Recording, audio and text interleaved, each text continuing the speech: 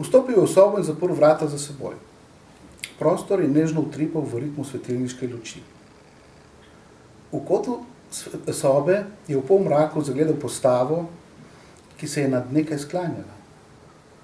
Kmalu je v prišleku prepoznal Toneta, nesrečnega fanta iz bombonjere. Človeka, ki nekega samotnega dne s svojimi znamkami vred.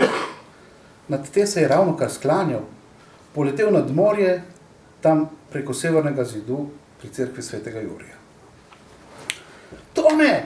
Je veselo vzkliknil in stegnil roke v pozdrav. V tistem trenutku je Tone utrpnil. Adam je spustil roki in se nežno nasmehnil. Seveda.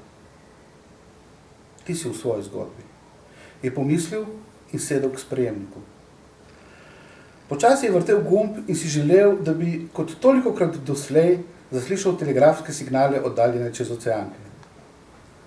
Slišal pa je le veliko piskov, ropotanja in tistih nekaj radijskih svetilnikov, ki so, kakor boje na regati, zamejevali pomorski radijski prostor.